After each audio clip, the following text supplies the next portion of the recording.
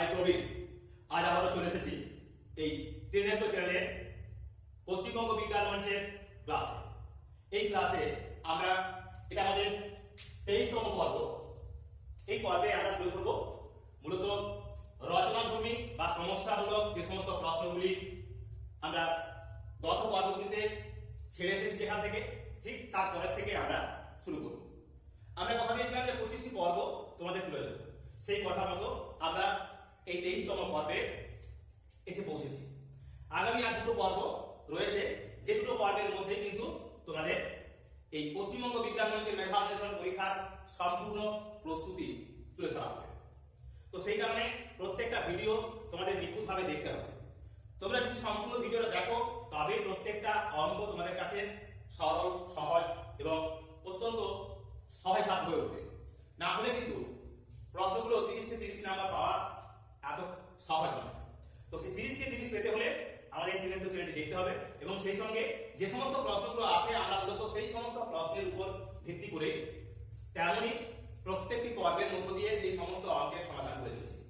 গত পর্বগুলিতে তোমরা দেখেছো আমরা বিভিন্ন প্রশ্নপত্র তোমাদেরকে তার সমাধান কিভাবে তুলে ধরেছি। ঠিক একই রকম ভাবে আজকের পর্বেও আমরা কোন কোন অঙ্ক রাখতে চলেছি তোমরা একটু পরেই জানতে পারবে।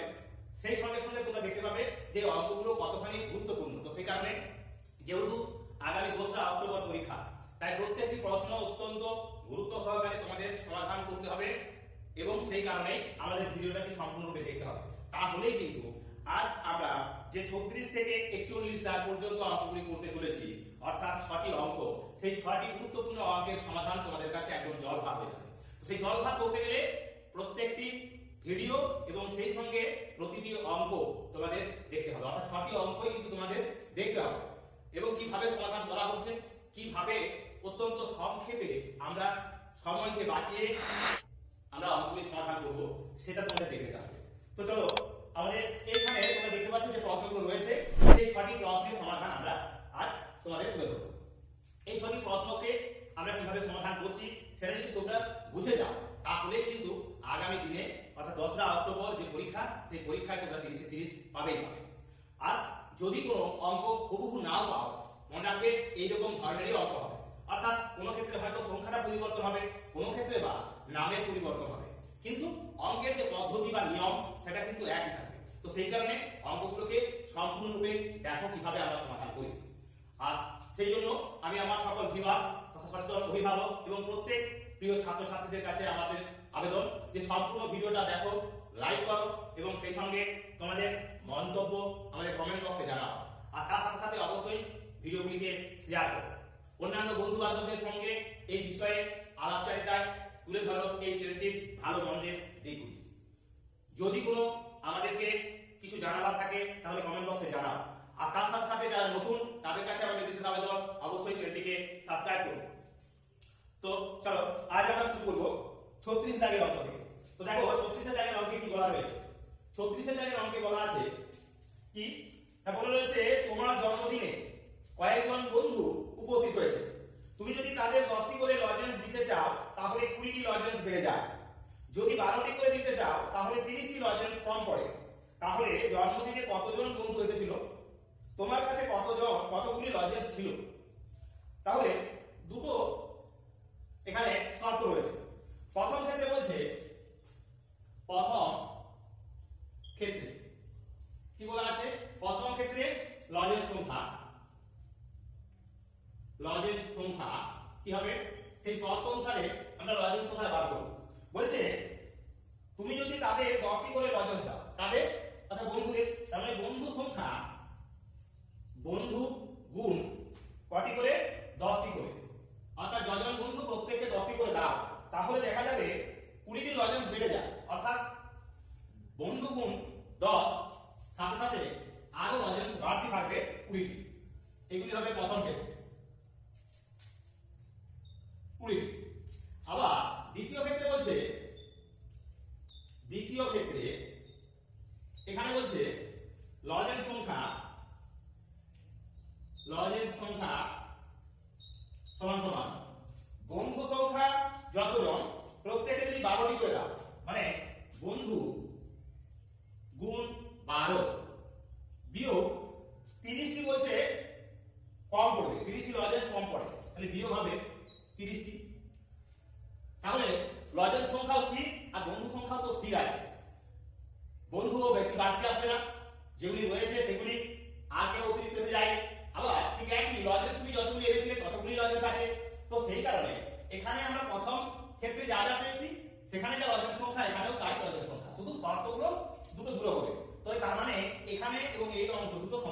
তাহলে আমরা এখানে লিখতে পারি শর্তে আমরা লিখবো এইভাবে যে বন্ধু সংখ্যা মানে গুণ 12 বিয়োগ 30 সমান সমান বন্ধু সংখ্যাটি গুণ 10 যোগ 20।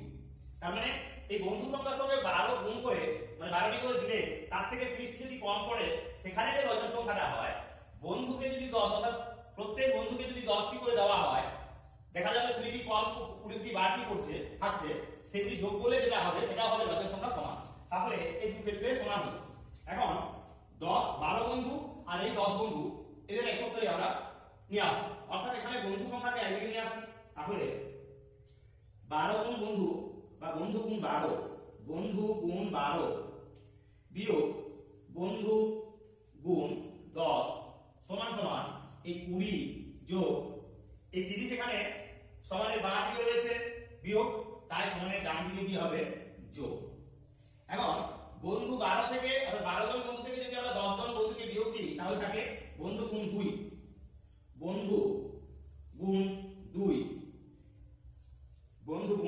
2 সমান সমান আমরা লিখতে পারি কত 30 20 50।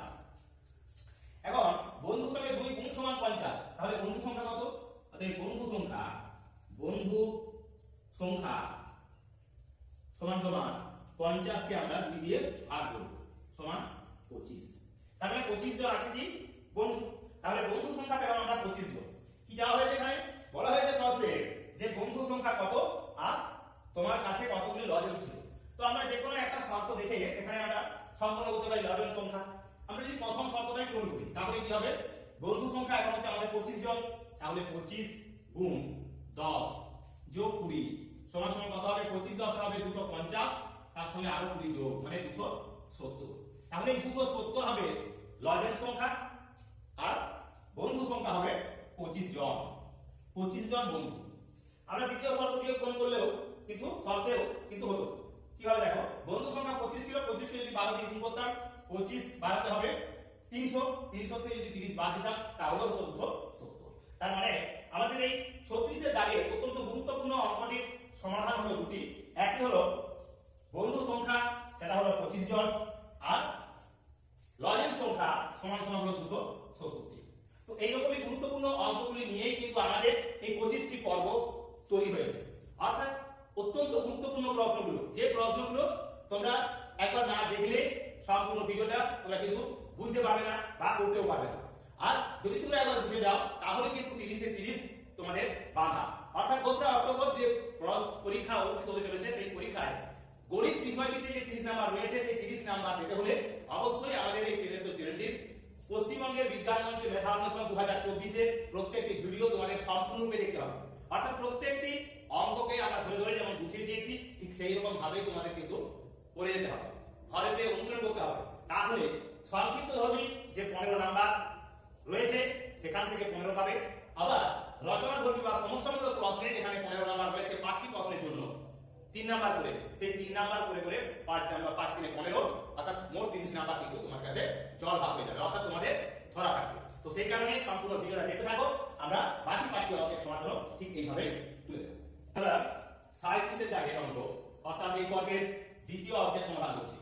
কি রয়েছে দ্বিতীয় অঙ্কে বলেছে তোমার বাবা বাজার থেকে 320 টাকা দিয়ে বই খাতা মিলিয়ে 14টি এনেছে।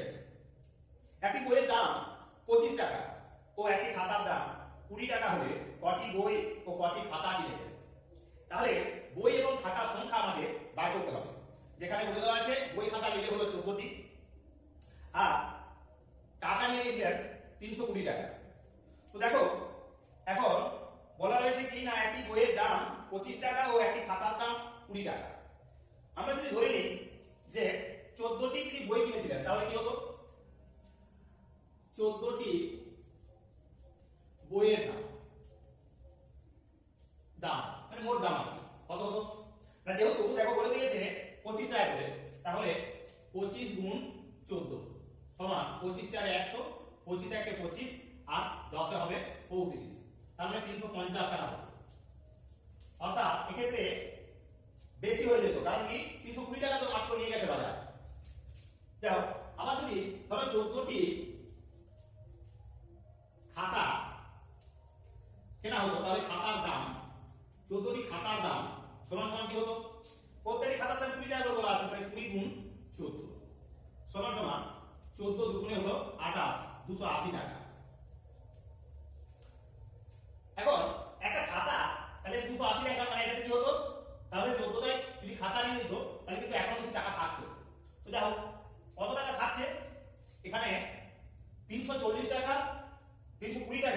বাজারে গেছেন, এখানে লিখে দিতে পারো যে বাবা বাজার গেছেন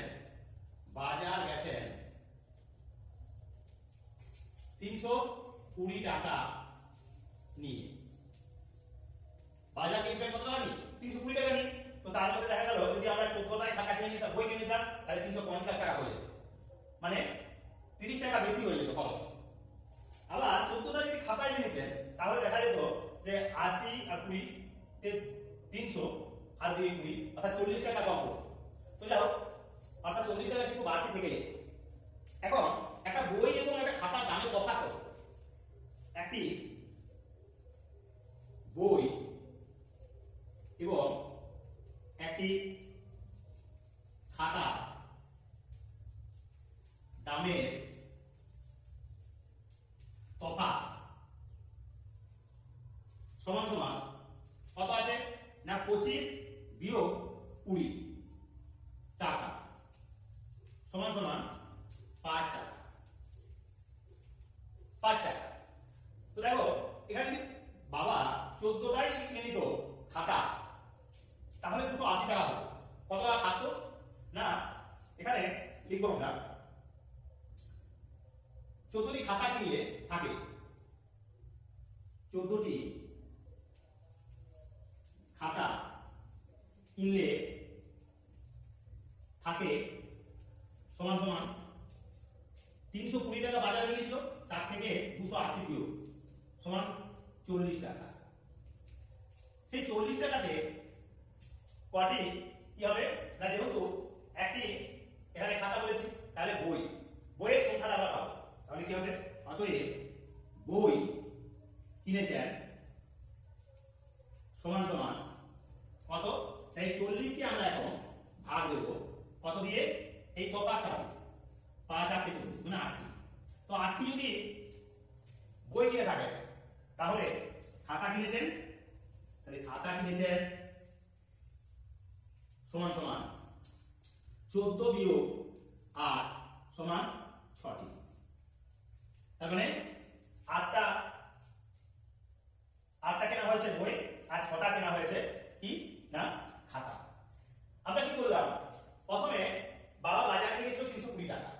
320 টাকায় আমরা ধরে নিলাম কি না তিনি 14টি 25 টাকা দামের বই কিনেছিলেন। যদি কিনতেন তাহলে দেখা যেত 350 টাকা হতো, অর্থাৎ বাকি টাকা তিনি কোথায় পাবেন? 350 টাকায় যদি খরচ হয়ে যায়, নিয়ে গেছে তো 320 টাকা। আবার 14টা যদি খাতা ধরেনি, যে 14টা খাতা কিনেছেন, তাহলে দেখা যাচ্ছে 280 টাকা হচ্ছে, অর্থাৎ 30 টাকা থেকে যাবে। এখন একটি বই এবং একটি খাতার দামের যে তফাৎ, সেটা পাচ্ছি কত না 25 থেকে 20 বিয়োগ করে পাচ্ছি 5 টাকা। এখন এই তফাৎটা ধরে আমরা কার সংখ্যাটা পাবো? এই খাতার সংখ্যাটা, কারণ খাতার দামের মূল্যটা কম। তাহলে খাতার সংখ্যাটা পাবো এই তফাৎটা দিয়ে, যে টাকাটা বাড়ছে সেই টাকাটা ভাগ করছি, তাহলে পাচ্ছি আমরা কত, 40 কে ভাগ করেছি আর 5 দিয়ে পেয়েছি 8। তাই যেই আমরা 8টি পেয়ে গেলাম, তখন আমরা কি করলাম না খাতা কিনেছে বললাম 14 থেকে আমরা সেই 8 বিয়োগ করে 6। ঠিক একই রকম ভাবে আমরা এটা উল্টা কোথাও করতে পারি। দেখা যাচ্ছে কি কম পড়ছে, কত টাকা কম পড়ছে এখানে যদি দেখা যাবে যে 320 টাকা নিয়ে গেছিল কিন্তু 350 টাকা খরচ হয়ে যাচ্ছে, তাহলে সেখানে পেতাম কত, অর্থাৎ 30 টাকা। তাহলে 30 টাকা তিনি যে অতিরিক্ত খরচ হয়ে যাচ্ছে বা খরচ করে দেন যদি আমরা ধরি, সেক্ষেত্রে কত করে দাম পড়বে, অর্থাৎ আমরা তখন ওই সংখ্যাটা থেকে বইয়ের সংখ্যা পেতে পারি। যে বইয়ের সংখ্যা সমান সমান কি হবে, তখন আমরা লিখতে পারি 30 কে আমরা ভাগ করব তখন কত দিয়ে না সেই 5 দিয়ে, অর্থাৎ 5 6 30, মানে বই বেরিয়ে আসবে 6টি। আবার তখন খাতার সংখ্যা বাদ করবো 14 থেকে সেই 6 বিয়োগ করে আসবে। তো এইরকম ভাবেও কিন্তু অঙ্কটা সমাধান করা যায়। তো এই হলো আমাদের এই পর্বের দ্বিতীয় আরো একটি গুরুত্বপূর্ণ অঙ্কের সমাধান। তো চলো এবার আমরা চলে যাবো আমাদের এই পর্বের তৃতীয় অঙ্কে। এই পর্বের তৃতীয় তথা 38 এর দাগের অঙ্ক। 38 এর দাগের অঙ্কে কি বলেছে, এখানে বলেছে একটি ঘড়ি 260 টাকায় বিক্রি করলে যত টাকা ক্ষতি হয়, 290 টাকায় বিক্রয় করলে ক্ষতির দ্বিগুণ লাভ হয়। তাহলে ঘড়িটির ক্রয় মূল্য কত? তো আমাদের 260 টাকায় যদি বিক্রি করি, 260 টাকাতে বিক্রয় করলে কি হবে, বলেছে ক্ষতি হবে। ক্ষতি সমান 1 গুণ, আমি ধরলাম যে 1 গুণ ক্ষতি। 290 টাকা 290 টাকাতে বিক্রয় করলে লাভ কি বলা আছে দ্বিগুণ অর্থাৎ 2 গুণ। তাহলে একদিন যেখানে ক্ষতি হচ্ছে 2 গুণ সেখানে লাভ হবে। এখন যদি আমরা তফাৎ করি তাহলে কি হবে, এক্ষেত্রে আমরা পাবো, তাহলে দুটো বিক্রয় মূল্যের মধ্যে তফাৎ কত, দুটি বিক্রয় মূল্যের তফাৎ বা অন্তর সমান সমান 290 বিয়োগ 260 টাকা সমান সমান 30 টাকা। তার মানে 30 টাকা তফাৎ, দুটো ঘড়ির বিক্রয় মূল্যের তফাৎ। এখন দুটো মিলে কত গুণ হচ্ছে, প্রথমটাতে 1 গুণ ক্ষতি আর দ্বিতীয়টাতে হলো 3 গুণ 2 গুণ লাভ। তাহলে এই 2 আর এই 1 মোট হলো 3 গুণ। তাহলে 30 টাকা সমান সমান কি, এখন এই 30 টাকাটা হলো 3 গুণ সমান 30 টাকা। এখন লিখব 1 গুণ যোগ 2 গুণ সমান সমান 3 গুণ, 3 গুণ সমান 30 টাকা। তাহলে 1 গুণ সমান সমান 30 ভাজিত 3 সমান 10 টাকা। তার মানে 1 গুণ সমান হলো 10 টাকা। এখন 260 টাকাতে বিক্রয় করলে ক্ষতি হয় 1 গুণ, মানে কত টাকা হবে 10 টাকা ক্ষতি হয়। তাহলে ক্রয় মূল্য কত ছিল, তাহলে 10 টাকা, তাহলে 10 টাকা ক্ষতি। অতএব জিনিসটির মানে এখানে ঘড়িটি জিনিসটির ক্রয় মূল্য সমান সমান 260 যোগ 10 সমান কি না 270 টাকা। অর্থাৎ 260 টাকায় যে জিনিসটা বিক্রি করছিলাম সেখানে 1 গুণ ক্ষতি হচ্ছিল, মানে 10 টাকা ক্ষতি হচ্ছিল। সেই 10 টাকা যদি আমরা যোগ করে দিতাম তাহলে তার ক্রয় মূল্য পেয়ে যেতাম, তাহলে তো 270 টাকা। বা আমরা এভাবে বলতে পারি 290 টাকাতে বিক্রয় করলে এখানে দেখা যাচ্ছে কি 2 গুণ লাভ হয়েছে, লাভ ছিল 2 গুণ, তার মানে 10 গুণে 20 টাকা লাভ ছিল। তাহলে 290 থেকে যদি 20 টাকা বিয়োগ দিই তাহলেও কিন্তু আমরা পাবো 270 টাকা। তো এই হলো আমাদের এই পর্বের তৃতীয় অঙ্কের সমাধান। এই অঙ্কটি তোমরা বিকল্পভাবেও কিন্তু সমাধান করতে পারো, কোনো সমস্যা নেই। হ্যাঁ, আমরা এখানে 1 গুণ 2 গুণ ধরে করেছি, কেউ x ধরেও অঙ্কটা করতে পারো, বা অঙ্কটাকে তোমরা পাটিগণিতের নিয়মে রেখেও করতে পারো। তো চলো আমাদের এই পর্বের চতুর্থ অঙ্কে। এবার এই পর্বের চতুর্থ অঙ্ক তথা 39টি দাগের অঙ্ক কি বলছে, 1 থেকে 100 পর্যন্ত সংখ্যাগুলির যোগফল কত। এরূপে এই 1 যোগ 2 যোগ 3 যোগ 4 ডট ডট দিয়ে আমরা লিখছি যোগ 100 সমান সমান কত, এটা চাওয়া হচ্ছে। তাহলে 1 থেকে 100 পর্যন্ত সংখ্যাগুলির যোগফল কত, এই সংখ্যাটা যদি আমাদের জানতে হয় তাহলে আমরা যদি এরকম করে লিখে যাই এবং যোগ করি তাহলে সময় কাভার হয়ে যাবে, কিন্তু অঙ্কটা সহজে মিলাতে পারবে না। কিন্তু যদি আমরা এর সঠিক পদ্ধতি অনুসরণ করি বা সূত্র অনুসরণ করি তাহলে কিন্তু এর সমাধান খুব সহজেই হয়ে যায়। সূত্রটা কি না, সূত্রটা বলছে m into m plus 1 by 2। এখানে m সমান সমান শেষ সংখ্যা, মানে যত পর্যন্ত বলা হলো সেই সংখ্যাটা হলো m। তার মানে 1 থেকে 100 পর্যন্ত বলা হয়েছে, তাহলে যে শেষ সংখ্যা হলো m, অর্থাৎ m ইনটু m প্লাস 1, অর্থাৎ শেষ সংখ্যাটা তার সঙ্গে আবার গুণ কি হচ্ছে না শেষ সংখ্যাটার পরের সংখ্যাটা, শেষ যোগ 1 তার মানে পরের সংখ্যা বাই 2 দিয়ে ভাগ করতে হবে। তাহলে কি পাবো, আমাদের 100 পর্যন্ত বলা আছে, তাহলে এই 100 গুণ 100 কে যদি 1 যোগ করি 100 সঙ্গে তাহলে হবে 101, মানে এই 100 যোগ 1 বাই 2 সমান সমান 100 গুণ 101 একে আমাদের 2 দিয়ে ভাগ করতে হবে। তাহলে 2 50 হবে 100 সমান সমান কি লিখবো 50 কে যদি আমরা 101 দিয়ে গুণ করি হবে 50 কে 50 এ 0 হাতে হলো 5 0 আর 5 মিলে গেল 50 কে 50 মানে 5050 হবে এর সমষ্টি অর্থাৎ 1 থেকে 100 পর্যন্ত সংখ্যাগুলির যোগফল হবে এই সংখ্যাটা তার মানে এখানে উত্তর হবে 5050 এটা হলো এক লাইনের উত্তর কিন্তু অঙ্কটাকে আমাদের করতে হলে এই সূত্রটা বা পদ্ধতিটা জানতে হবে যে n * n - n + 1/2 অর্থাৎ শেষ সংখ্যার সঙ্গে শেষ সংখ্যা থেকে এক বেশি বা বড় সংখ্যা গুণ করে 2 দিয়ে ভাগ ঠিক 10 পর্যন্ত বলতো 1 থেকে 10 মানে প্রথম থেকে শেষ পর্যন্ত যেখানে বলছে যেখানে থামতে বলছে সেই সংখ্যাটার সঙ্গে তার পরবর্তী সংখ্যাটা গুণ করে 2 দিয়ে ভাগ 10 পর্যন্ত বললে 10 গুণ 11/2 অর্থাৎ 2 × 5 = 10 5 × 11 = 50 তো এরকম ধরনের অঙ্কের সমান হবে ঠিক এরকম এই শর্তে বা এই সূত্রে তো চলো এবার আমরা বাকি যে অঙ্কগুলি রয়েছে সম্পূর্ণ ভিডিওটা দেখতে থাকো তাহলে এরকম গুরুত্বপূর্ণ সূত্র এবং পদ্ধতি তোমাদের কাছে আমরা তুলে ধরতে চলেছি আরো গুরুত্বপূর্ণ অঙ্কের মধ্য দিয়ে এই পর্বের পঞ্চম তথা 41 এর দাগের অঙ্ক 40 এর দাগের অঙ্ক কি বলেছে 40 এর দাগের অঙ্কে বলা রয়েছে একটি ভাগ অঙ্কের ভাজক ভাগশেষের 3 গুণ এবং ভাগফলের 2 গুণ তার সঙ্গে সঙ্গে বলা রয়েছে ভাগশেষ যদি 18 থেকে 2 বেশি হয় তাহলে ভাজ্য কত তাহলে ভাগশেষ কত হবে আমরা ভাগশেষ কি এখানে বলেছে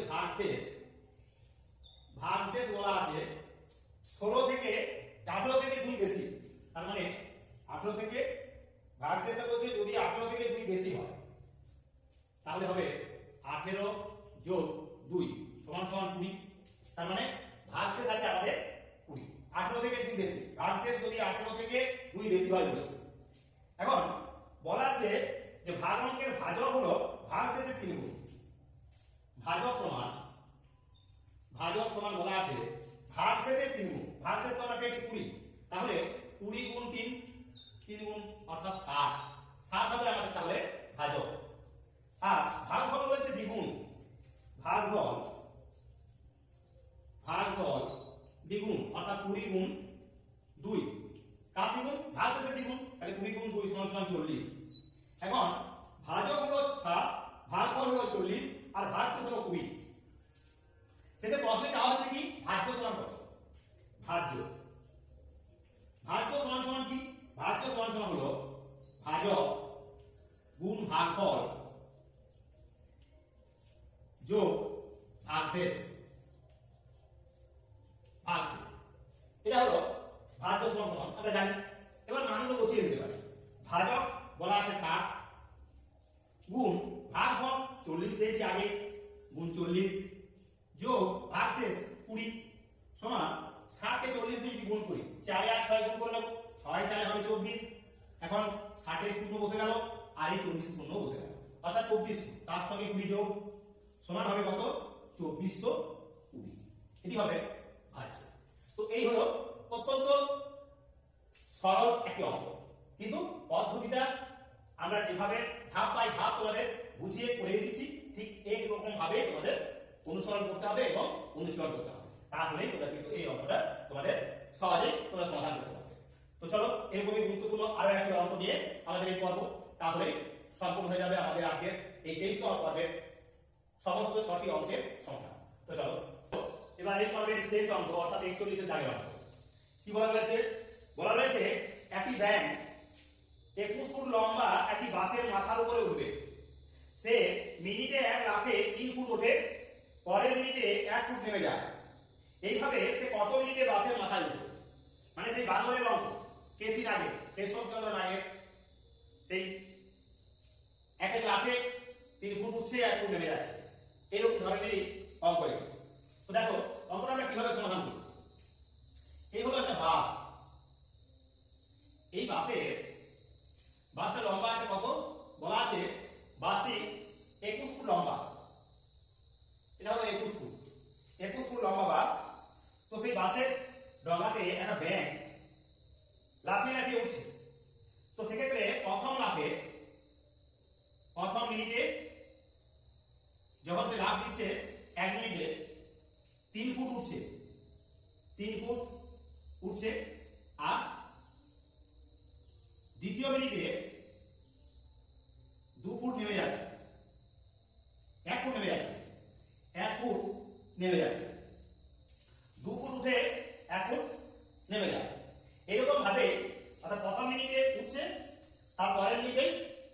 নেমে যাচ্ছে 1 ফুট করে। বলা হয়েছে একটি ব্যাগ 21 ফুট লম্বা একটি বাসের মাথার উপরে উঠবে, সে মিনিটে 1 লাফে 3 ফুট উঠবে। 1 লাফে 3 ফুট করে সে লাফ দেয়। তো আমি এখান থেকে শেষ মাথা থেকে শেষ যে লাফ, সেই লাফটা থেকে আমি 3 ফুট পিছিয়ে আসবো। এখন 3 ফুট যদি পিছিয়ে আসি তাহলে কত হবে? এখানে হবে 21, এখানে হবে যেটা সেটা কত হবে না 3 ফুট বিয়োগ করলে হবে 18 ফুট। তার মানে এটা হলো এখান থেকে যখন সে শেষ ঝাঁপটা দেবে এই 18 ফুটের থেকে সে একদম 21 ফুটে চলে যাবে, অর্থাৎ সেই বাসে পৌঁছে যাবে।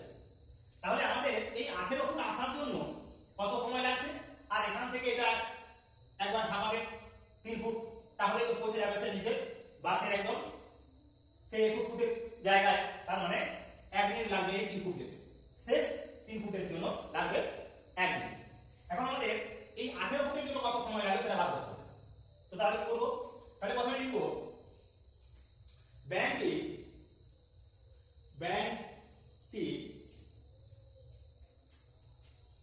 2 মিনিটে মানে 1 মিনিটে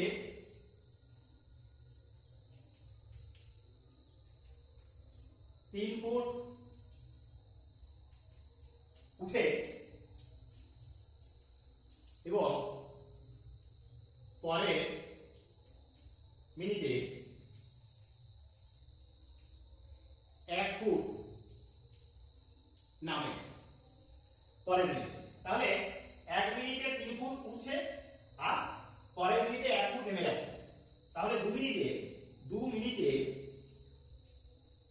ব্যান্ডটি উঠবে সমান সমান কত? 3 বিয়োগ 1 সমান 2 ফুট। 2 ফুট উঠবে ব্যান্ডটি, 2 মিনিটে 2 ফুট উঠবে, অর্থাৎ উঠা এবং নামার মধ্যে দেখা যাচ্ছে কি বেশি দাবটা দিচ্ছে, তাই 2 ফুট উঠে যাবে। এখন এই 18 ফুট হবে কি করে না শেষ যে লাফ, সেই লাফে আগে আমরা কি করবো না 3 ফুট এখান থেকে বা 21 থেকে আমরা 3 বিয়োগ করে নেবো, ঠিক করে পাবো কত? 18। কি করে লিখবো এটা? লিখবো শেষ সময়ে শেষ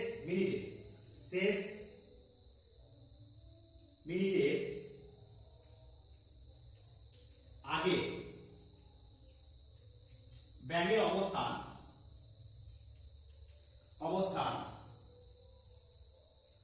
সমান সমান হবে কত?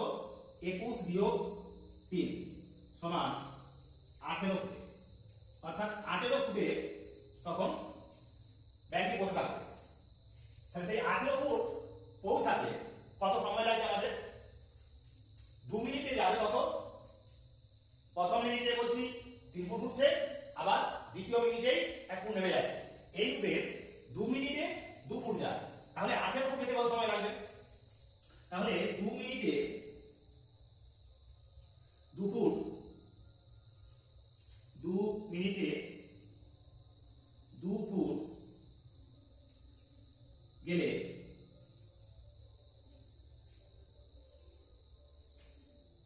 অর্থাৎ 2 ফুট যেতে এখানে লিখবো আমরা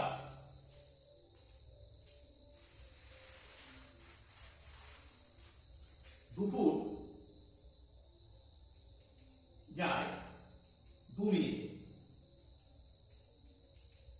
তাহলে 18 ফুট যাবে কত মিনিটে? 2/2 গুণ হবে 18, 2 দিয়ে কেটে যাবে সমান সমান 18 মিনিট। তাহলে 18 মিনিট সময় লাগবে।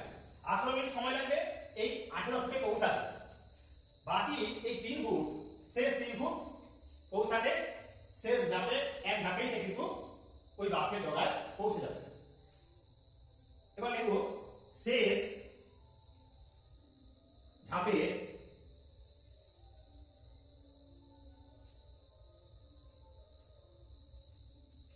সময় 1 মিনিটে 3 ফুট যাবে।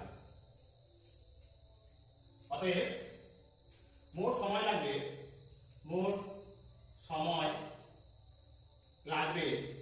সমান সমান 18 যোগ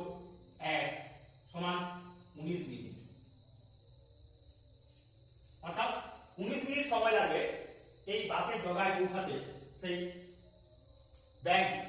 তো এই হলো আমাদের এই পর্বের অত্যন্ত গুরুত্বপূর্ণ এবং অনেকটা কঠিনও বলা যেতে পারে। কারণ আমি বললাম যে কেসি নাগের অঙ্ক কিন্তু আমাদের এই পর্বে রয়েছে। সেই অঙ্কটি শুধুমাত্র কি তার ভাষাগত দিকটি পরিবর্তিত হয়েছে। সেখানে ছিল একটি তৈলাক্ত বাস, এখানে একটি শুধু বাস। সেখানে ছিল বানর, এখানে রয়েছে একটা ব্যাগ। কিন্তু অঙ্কের পদ্ধতিটা ঠিক এরকম, এইভাবেই কিন্তু এই অঙ্কটির সমাধান হবে।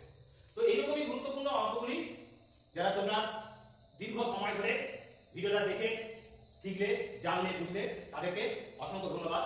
আর তার সাথে সাথে বলবো যারা আমাদের এই তৃণমূল চ্যানেলের সঙ্গে দীর্ঘদিন ধরে যুক্ত রয়েছে তাদেরকেও অনেক অনেক ধন্যবাদ। যদি এই ভিডিওগুলো ভালো লেগে থাকে তাহলে অবশ্যই লাইক, কমেন্ট এবং শেয়ার বেশি বেশি করে করো। আর তার সাথে সাথে অবশ্যই অন্যান্য বন্ধু বান্ধবদের সঙ্গে এই চ্যানেলটি সম্পর্কে আলাপচারিতায় ভালো মন্দ দিক তুলে ধরো। আমাদের কমেন্ট বক্সটি ব্যবহার করে সেখানে তোমাদের ভালো মন্দের দিকগুলি তুলে ধরো।